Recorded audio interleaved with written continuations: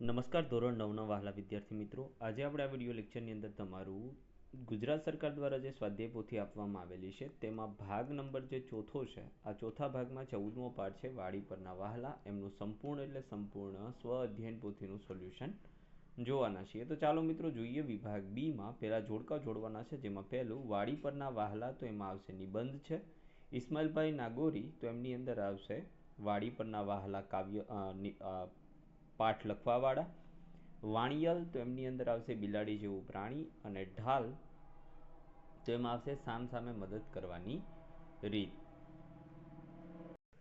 બીજો પ્રશ્ન છે, નીચે આપેલા વિકલ્પમાંથી યોગ્ય વિકલ્પ પસંદ કરી ખાલી જગ્યા પૂરવાની છે, જેમાં પહેલું, લેખકે ઉત્તમ ગ્રામ સેવા કરી હતી. વાડીની લીલી દુનિયા વચ્ચે કેટલાય જગત હોય છે. દરેક ઋતુ પોતાનો પ્રત્યક્ષ પદાર્થ પાઠ લઈને આવે છે. વાડી જાણે નાના મોટા જીવોનું સંગ્રહ સ્થાન હતું. ક છે, નીચે આપેલા પ્રશ્નોના એક વાક્યમાં ઉત્તર લખવાના છે. 9મું છે, ઇસ્માઇલભાઈ નાગોરીનું મૂળ વતન રાજકોટ જિલ્લાનું કયું ગામ હતું? તો વાંકાનેર. લેખક કઈ લડતના સૈનિક હતા? તો લેખક સ્વરાજ્યની લડતના સૈનિક હતા. વાડીમાં કોના જીવન મરણના સંગ્રામો ખેલાતા હતા? તો વાડીમાં સાપ નોળિયા, કાળોતરા બિલાડા વચ્ચેના જીવન મરણના સંગ્રામો ખેલાતા હતા. 12મું, કોના અવાજથી વાતાવરણ ભરાઈ જાય છે? વાડીમાં રાત શાંત નીરવ સમયે કંસારી અને તમરાના અવાજથી વાતાવરણ ભરાઈ જાય છે. 13મું છે, વાડીમાં કોણ રાત્રે વાડી માની માફક જાગ્રત નિદ્રામાં સૂવે છે? તો ઢોરને માટે ચીવટવાળા હોય તે રાત્રે બાળકવાળી માની માફક જાગ્રત નિદ્રાની અંદર સૂવે છે. 14મું, નવરાશના દિવસો કઈ ઋતુમાં આવે છે? તો નવરાશના દિવસો ચોમાસાની ઋતુમાં આવે છે. 15મું છે, વાડી પર કયા પ્રસંગો દીપી ઉઠ્યા? તો વાડી પર ભોજનની રાત્રો, ઠાકોરની થાળી અને દાંડિયા રાસના પ્રસંગો દીપી ઉઠ્યા. 16મું છે, ટોળ ટીખળ ગપચપને રમૂજ ના હોત તો ખેતીના કામો શું બની જાત? તો ટોળ ટીખળ ગપચપને રમૂજ ના હોત તો ખેતીના કામો ઢસરડો બની જાત. 17મું છે, સવારથી સાંજ સુધી વાડી પર કામ ચાલતું જ હોય છે. આ વાક્યમાં કામની વ્યસ્તતા બતાવવા કયા કયા શબ્દોનું પુનરાવર્તન થયું છે? તો સવારથી સાંજ સુધી વાડી પર કામ ચાલતું હોય, આ વાક્યમાં કામની વ્યસ્તતા દર્શાવવા કામ શબ્દનું પુનરાવર્તન થયું છે.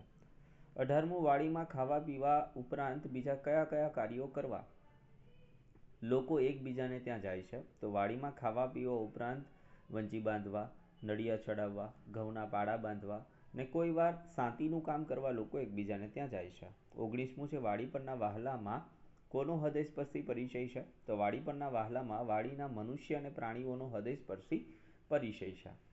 20મું છે, જીવનમાં શું ન હોત તો અનેક એક ધારા ખેતીના અનિવાર્ય કામો ઢસરડો બની જાત? તો જીવનમાં ટોળ ટીખળ ગપચપને રમૂજ ન હોત તો અનેક એક ધારા ખેતીના અનિવાર્ય કામો ઢસરડો બની જાત. છે, નીચે આપેલા પ્રશ્નોના 3-4 વાક્યમાં ઉત્તર લખો, જેમાં 21મું છે, વાડીની લીલી દુનિયા સાથે બીજી કઈ દુનિયાઓ વિશે લેખકે આ પાઠમાં વર્ણન કર્યું છે? તો વાડી એટલે જાણે નાના મોટા જીવોનું સંગ્રહ સ્થાન. ત્યાં ઉધઈએ કરેલું બાંધકામ અને કીડીઓની કરામત જોવા મળે છે. કાંચીડાની લડાઈને સાપના યુદ્ધો, ઘોયરાનું વિચિત્ર ગાન, મકોડાની છાવણીઓ, ભરવાડીના કાફલા અને ગોકળગાયના ભપકા દેખાય, વળી યાદ રહી જાય એ રીતે વીંછી ડંખ મારે. વાડીમાં સાપ નોળિયા અને કાળોતરા બિલાડાના જીવન મરણના સંગ્રામ ચાલતા હોય. લલેડા પોતાની ચાંચથી હાથમાંના દાણા ખાતા હોય અને દેડકા અળસિયાઓને ગોળો કરી આરોગતા હોય. નાના સસલાને ખાઈને પગદંડી પર સૂતેલા સાપ પણ દેખાય. કાગડાઓની વચ્ચે પોતાનું મારણ કાઢતા ઘુવડ, શેરડીના શોખીન શિયાળ, ઈંડા ખોળતા ખેરખટ્ટા, મરઘીના બચ્ચાને ચોરી પોતાના દરમાં લઈ જતા ઉંદરો, પશુઓને વળગતી જીવાતો વીણતા બગલા, પાકને બગાડતી ઈયળો સાફ કરતા પક્ષીઓ, ઉંદરની વસ્તી પર અંકુશ રાખતા રાની માંજરો પણ વાડીમાં રહેતા હોય છે. રાત્રે તો વાડીમાં કંસારીથી તમરા સુધીના અવાજ સંભળાય છે. શેઠાડી, શેરડા, વણિયલ, જંબોદિયા, ઘરઘોડિયા, ભૂંડ, હરણા, રોજડા, તો ક્યાંય દીપડા અને સિંહ પણ જોવા મળે. આમ વાડીની લીલી દુનિયા વચ્ચે કેટલાય જગત હોય છે, એની પ્રતીતિ આવા અનેક જીવજંતુ અને પશુ પક્ષીઓ કરાવે છે. 22મું છે ખેતીના અને રોજિંદા એક ધારા કામો ઢસરડો બની ન જાય એ માટે લોકો શું કરતા હોય છે? સામાન્ય રીતે 5 માણસો ભેગા મળી અને રોજિંદા કામો કરતા હોય છે. એમાંનો એકાદ આનંદી માણસ સૌને ટોળ ટીખળ ચાળા ગપચપ અને રમૂજથી આનંદ કરાવતો હોય છે. આથી ખેતીના અનેક એક ધારા અનિવાર્ય કામો તેમને માટે ઢસરડો બની જતા નથી. 23મું છે લેખકની દ્રષ્ટિએ રાત્રિના સન્નાટામાં કોની ચહલ પહલ થાય છે? તો રાત્રે તો વાડીમાં કંસારીથી લઈને તમરા સુધીના અવાજ સંભળાય છે. શેઢાડી, શેરડા, વણિયલ, જંબોદિયા, ગોરખોદિયા, ભૂંડ, હરણા, રોજડા, તો ક્યારેક ક્યારેક દીપડાને સિંહ પણ જોવા મળે. આમ વાડીની લીલી દુનિયા વચ્ચે કેટલાય જગત હોય છે. 24મું વાડીમાં બાળકોના મનમાં શું શું નોંધાય છે? બાળકોને આસપાસનું સુંદર કુદરતી વાતાવરણ ખૂબ જ ગમે છે. લીલા લીલા ઝાડ, ખેતરો અને ફૂલો તેમની ઉત્સુકતા અને આનંદ વધારે છે. પક્ષીઓના અવાજ, પવનની સરસર, નદી નાળા, આ બધું બાળકોને કુદરત સાથેના જોડાણનો અનુભવ કરાવે છે. વાડીમાં ચાલતા ચાલતા તેઓ નવા નવા અનુભવો મેળવે છે. ઘણી બધી જિજ્ઞાસાઓ જન્મે છે. ખેતરમાં ખેડૂત ક્યાં કામ કરે છે, વાઢ વાવણી કેવી રીતે થાય છે, તે બધું તેઓ ધ્યાનપૂર્વક નિહાળે છે. એટલે કે વાડીના શાંત અને સુંદર વાતાવરણમાં બાળકોના મનમાં આનંદ, ઉત્સુકતા, કુદરત પ્રત્યેનો પ્રેમ અને નવા જ્ઞાનની લહેર ઊભી થાય છે. ઈ છે નીચેના પ્રશ્નોના સવિસ્તાર ઉત્તર લખવાના છે. વાડીના જલસાને તમારા શબ્દોમાં વર્ણવો. તો વાડીમાં રહેતા લોકો દરેક મોસમની મોજ માણતા હોય છે. વાડીમાં ડાયરા જામે અને જલસા થાય. ત્યાં મકાઈના ડોડાની મિજબાની થાય. આજુબાજુની વાડીના અને અડોશ પડોશના મિત્રો ભેગા થાય. તેમને આમંત્રણ આપ્યું હોય કે ના આપ્યું હોય તો પણ આ જલસામાં ભળી જાય. જર્જરિત લાકડાની અને આછી પાંખી કાથીની ખાટલીઓ પર માનવંતા મહેમાનોને બેસાડવામાં આવે. સ્વયંસેવકો કાંટા ભેગા કરી લાવે અને સળી પેટાવી તાપણું કરે. એમાં ભૂટ્ટા શેકાય એ પછી પીળા અને પોણા કાળા ભૂટ્ટા સૌને ખાવા માટે વહેંચે. પોકની મોસમમાં પણ માંડવીના ઓળાના એક એક દાણા ખાતા જાય. આ જલસો તો રાત્રે શરૂ થાય તે કે છેક સવાર સુધી ચાલે છે. ઉપરાંત ચણા, પપૈયા, જામફળની પણ પાર્ટીઓ યોજાય, ભલે તે નાની અને ખાનગી હોય. આમ વાડીના લોકો કામની સાથે ખાવા પીવાનો આનંદ માણે છે. 26મો છે વાડીની લીલી દુનિયા વચ્ચે કેટલાય જગત હોય છે. આ વિધાનને પાઠના આધારે ચર્ચા કરવાની છે. તો વાડી એટલે જાણે નાના મોટા જીવોનું સંગ્રહસ્થાન. ત્યાં ઉધયે કરેલા બાંધકામ અને કીડીઓની કરામત જોવા મળે. કાચિંડાની લડાઈ ને સાપના યુદ્ધો, ઘોયરાનું વિચિત્ર ગાન, મકોડાની છાવણીઓ, ભરવાડીના કાફલા અને ગોકળગાયના ભપકા દેખાય. વળી યાદ રહી જાય એ રીતે વીંછી ડંખ મારે વાડીમાં સાપ નોળિયા અને કાળોતરા બિલાડાના જીવન મરણના સંગ્રામ ચાલતા હોય. લડેડા પોતાની ચાંચથી હાથના દાણા ખાતા હોય અને દેડકા અળસિયાનો ગોળો કરી આરોગતા હોય. નાના સસલાને ખાઈને પગદંડી પર સૂતેલા સાપ પણ દેખાય. કાગડાઓની વચ્ચેથી પોતાનો માર્ગ કાઢતા ઘુવડ, શેરડીના શોખીન શિયાળ ઈંડા ખોળતા ખેરખટ્ટા, મરઘીના બચ્ચાને ચોરીને પોતાના દરમાં લઈ જતા ઉંદરો, પશુઓને વળગતી જીવાતો વીણતા બગલા, પાકને બગાડતી ઈયળો સાફ કરતા પક્ષી, ઉંદરની વસ્તી પર અંકુશ રાખતા રાની માંજરો પણ વાડીમાં રહેતા હોય છે. રાત્રે તો વાડીમાં કંસારીથી લઈને તમરા સુધીના અવાજ સંભળાય. શેઢાડી, શેરડા, વણિયલ, જંબોદિયા, ઘોરખોદિયા, ભૂંડ, હરણા, રોજડા, તો ક્યારેક ક્યારેક દીપડાને સિંહ પણ જોવા મળે. આમ વાડીની લીલી દુનિયા વચ્ચે કેટલાય જગત હોય છે. એની પ્રતીતિ આવા અનેક જીવજંતુઓ અને પશુઓ કરાવે છે. 27મો છે વાડીમાં થનારા જે ડાયરા છે, વાર્તાલાપ અને જલસા ખાણીપીણી સાથે ક્યારે કેવી રીતે થાય છે, તફાવત સમજાવો. તો વાડીમાં રહેતા લોકો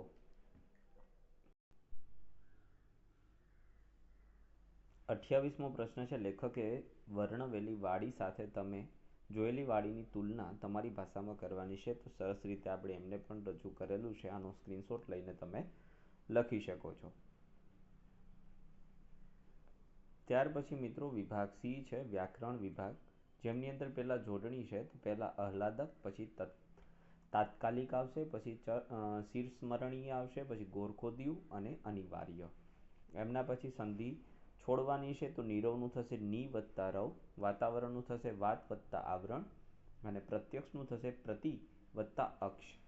ત્યાર પછી સંજ્ઞાના પ્રકાર, એમાં ચણા દ્રવ્યવાચક, ખેડૂત જાતિવાચક, છાવણી સ્થળવાચક, મોજ ભાવવાચક, કાફલો સમૂહવાચક, ઘઉં દ્રવ્યવાચક, બાળક વ્યક્તિવાચક, મિત્ર જાતિવાચક, નિંદ્રા ભાવવાચક અને ડાયરો સમૂહવાચક. એમના પછી તમારે સમાનાર્થી શબ્દ છે ટીખળ તો મજાક, ખજાનો તો ભંડાર, સંગ્રામ તો યુદ્ધ, મહેમાન તો અતિથિ, નવરાશ તો ફુરસત, આવાસ તો ઘર અથવા રહેઠાણ. 33મું છે પૂર્વ પ્રત્યય કે પર પ્રત્યય. સાહસિકમાં પર પ્રત્યય, તાત્કાલિકમાં પર પ્રત્યય, આનંદીમાં પર પ્રત્યય, શોખીનમાં પર પ્રત્યય અને શિરસ્મરણીયમાં પૂર્વ પ્રત્યય. 34મું છે લિંગ નિશ્ચયન કરવાનું છે.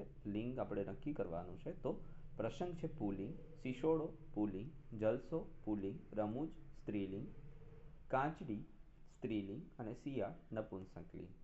અલંકાર ઓળખાવાના છે, જેમાં પહેલું મોસમે મોસમની મોજ લોકો માણી જાય છે. તો વર્ણાનુપ્રાસ, કુદરતનો એક કારવાન કાફલો આવે છે. તો વર્ણાનુપ્રાસ, ચીવટવાળા હોય તે સૂવે તો બાળકની માતાની માફક. તો ઉપમા, વાડી જાણે નાના મોટા જીવોનું સંગ્રહ સ્થાન. તો ઉત્પ્રેક્ષા અલંકાર છે. ત્યાર પછી 36 સમાસ ઓળખાવાનો છે. ચરણ સ્પર્શ તત્પુરુષ, ચોમાસુ દ્વિગુ, સગાવાલા દ્વંદ, દોષ મુક્તિ તત્પુરુષ, શિરસ્મરણીય કર્મધારય, ખાવા પીવા દ્વંદ, જીવન મરણ દ્વંદ, સાઠીકડું કર્મધારય, સ્વયંસેવક કર્મધારય, દિન રાત દ્વંદ્વ સમાસ. એમના પછી 37 છે નીચેના વાક્યોમાંથી રેખાંકિત વિશેષણના પ્રકાર. તો એમાં પહેલું છે એમાં ગુણવાચક આવશે, બીજાની અંદર આવશે સ્થળવાચક, ત્રીજામાં આવશે સંખ્યાવાચક અને ચોથામાં આવશે ગુણવાચક. તળપદા શબ્દોના શિષ્ટરૂપ, બચલા તો બચ્ચા, ઝાઝા તો ઘણા, સાઠીકડું તો સાઠીનો ટુકડો, કામની દોટ તો દોઢ ગણું કામ, કાળોતરો તો ફણીતર નાક, મોલ તો પાક, સાતી તો હળ, માંજર તો બિલાડો, રંજાડવું તો હેરાન કરવું, ઢાલ તો એકબીજાનું કામ. વિરુદ્ધાર્થી શબ્દમાં લીલી તો સૂકી, પ્રત્યક્ષ તો પરોક્ષ, તો જીવન તો મૃત્યુ, ભપકો તો સાદગી, નીરવ તો કોલાહલ, સંતોષ તો અસંતોષ, આશ્રિત તો નિરાશ્રિત, સામાન્ય તો અસામાન્ય, ખાનગી તો જાહેર, ધ્યાન તો બેધ્યાન, જાગ્રત તો અજાગ્રત, નિર્દોષ તો દોષિત, જાહેર તો ખાનગી, આકાર તો નિરાકાર, માદા તો નર અને અંકુશ તો નિરંકુશ. 40મું છે કાળોતરા અને માંજર જીવન મરણના સંગ્રામો ખેલતા હોય છે. વાક્યમાં કાળ તો ચાલુ વર્તમાન કાળ. ત્યાર પછી રૂઢિપ્રયોગના અર્થ, નજરે ચડવું, ધ્યાનમાં આવવું, માર્ગ કાઢવો, ઉપાય શોધવો, દોષ મુક્તિ, દોષનો એકાકાર કરી હળવા થઈ જવું, જાજા હાથ માંગવા તો જાજા હાથ રળિયામણા, સફરના ફળ હોવા તો મહેનતના ફળ હોવા. શબ્દ સમૂહ માટે એક શબ્દ, ચોરી ન કરવી, અચોર્ય ગતિ કરતો સમૂહ, સંચાર અથવા પ્રવાહ, હંમેશા યાદ રહી જાય શિરસ્મરણીય, પ્રત્યક્ષ પદાર્થ દ્વારા અપાતો બોધ, દ્રષ્ટાંત, ઘઉં બાજરી જુવાર વગેરેના ડૂંડા શેકીને તો એમાં કહેવાય પોક, લીલી શેકેલી મગફળી તો એના કહેવાય પોળા. વાક્ય રૂપાંતરણ કરવાનું છે. દિવસના કોલાહલમાં જીવજંતુ જગતની ખબર વધારે પડતી નથી. વિધિ વાક્ય, તો દિવસના કોલાહલમાં જીવજંતુ જગતની ખબર રાખજો. 44મું છે નીચેના વાક્ય સાદા, સંયુક્ત કે સંકુલ. તો પહેલું સાદું છે, બીજું સંકુલ છે, ત્રીજું સંયુક્ત છે. ભાવે વાક્ય બનાવવાનું છે. લોકોથી મોજ માણી શકાય. બીજું પ્રેરક બનાવવાનું છે. અધિકારીઓ ખેડૂતો પાસે પ્રસંગને ઉકેલ અપાવે છે. ધ્વનિ અક્ષરો જાતે છૂટા પાડવાના છે. અને 47મો પ્રશ્ન છે રવાનુકારી અને દ્વિરૂપ. તો રવાનુકારીમાં કોલાહલ અને કિલ્લોલ, દ્વિરૂપમાં આવશે પડોશી પડોશી, ગપચપ, અરસપરસ, આજુબાજુ, નાના મોટા અને ભાત ભાત. ત્યાર પછી સેક્શન ડી છે. તો એમાં પ્રકૃતિની ગોદમાં નિબંધ લખવાનો છે. તો આપણે અહીંયા સરસ રીતે વર્ણવેલો છે. તો તમે આનો સ્ક્રીનશોટ લઈ લો મિત્રો. 2 સેકન્ડ જેટલો સમય આપણે આપીએ છીએ. ચાલો, એમના પછી અધૂરો રહેતો અહીંયા છે, એમનો પણ તમે સ્ક્રીનશોટ લઈ લો. ત્યાર પછી વિચાર વિસ્તાર છે. વિશાળે જગત વિસ્તારે નથી, એક જ માનવી, પશુ છે પક્ષી છે, પુષ્પો વનોની છે વનસ્પતિ. એમનો પણ તમે સ્ક્રીનશોટ લઈ લો. તો આ હતું સંપૂર્ણ એટલે સંપૂર્ણ આપણા પાઠનું સ્વ અધ્યયન પોથી solution. Thank you very much. ફરી મળીશું નેક્સ્ટ વિડીયો લેક્ચરમાં. ત્યાં સુધી આવજો. જય હિન્દ, જય ભારત.